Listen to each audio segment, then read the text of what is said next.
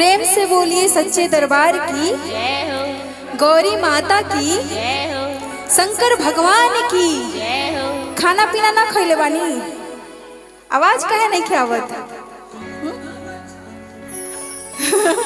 हमार तो तनी गुस्सा में गरम भइल बा। गौरा माता पहली बार अपना नैहर जाता नहीं तो उनकर सहेली सब छेड़ा तनी और का पूछा तनी कौना भाव में। उनकर सहेली बोला तनी कि तहर स्वामी जी कैसन बड़े, हम सुनले बाड़ी कि वो बहुते डरावना भेष लेके आयल रहना। तो गौरा जी कौना भाव में कहतिया, अरे दानी हाथिन है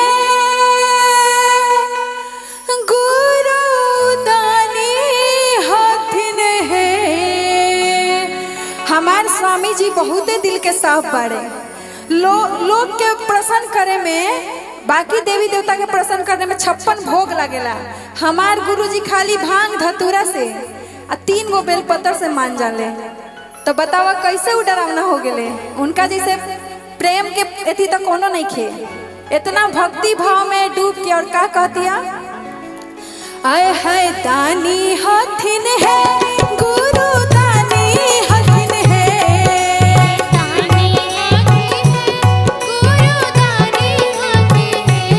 Mama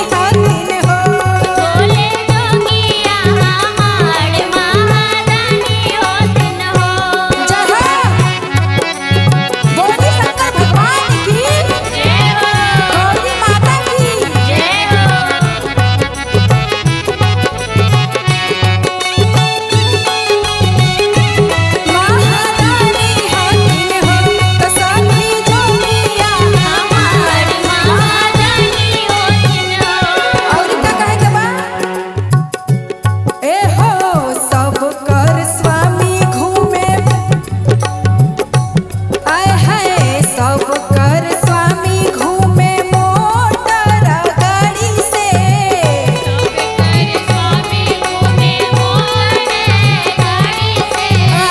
हमारे स्वामी करे बसा सवारी है।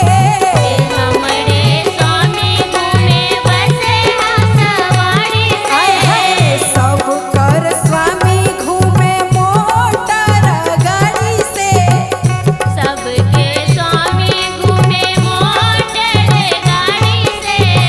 हमारे जोगिया करे बसा सवारी है।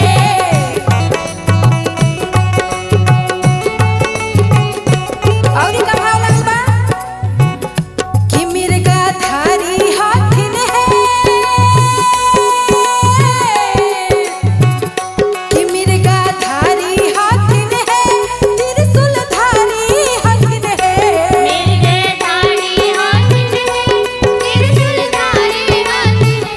कि मिर्गा धारी हाथिन है, त्रिशूल धारी हाथिन है।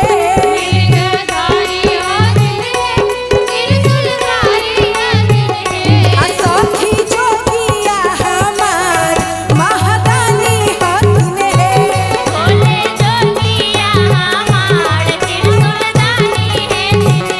कि सखी जोगिया हमार महादानी हाथिन है।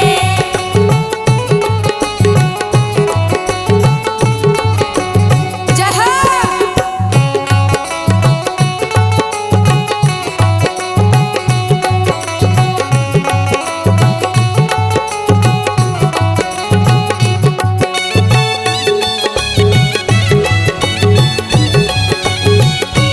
सखी जोगिया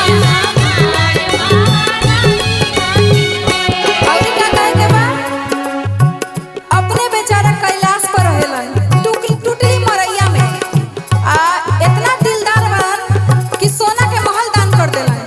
उनसे बड़ा धनवान और उनसे बड़ा दानी के होई जग में केहू ऐसा दूसरा नहीं खे। तो का कहे के बा हो अपने तो रहेला ना टूटली मरैया में।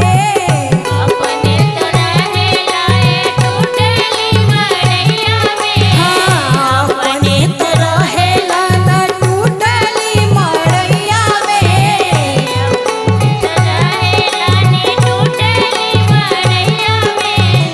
भगतन के देवेलन महल अटरिया है।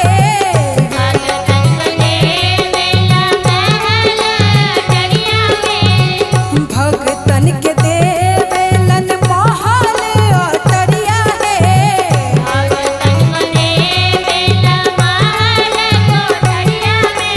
और का कहे के बा उनकरा के प्रेम से कोनो मना सकता। जहाँ घमंड देखाइला तहर काम बिगड़ जाई तो प्यार से कुछ करवा सकता। तो का कहे के बा ज्ञान बानी हथिन है, गुरु सानी हथिन है।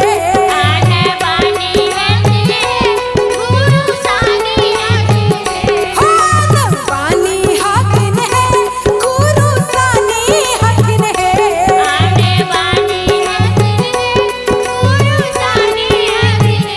तो सखी जोगिया हमार महादानी हाथिन है।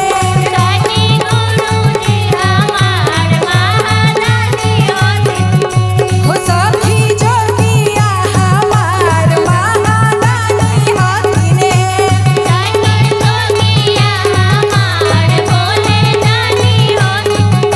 हो सखी जोगिया हमार महादानी हाथिन है।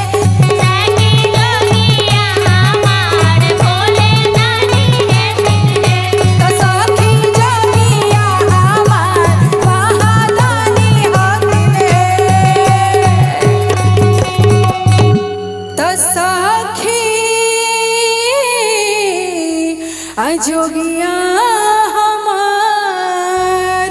प्रेम से बोलिए सच्चे दरबार की हर हर महादेव।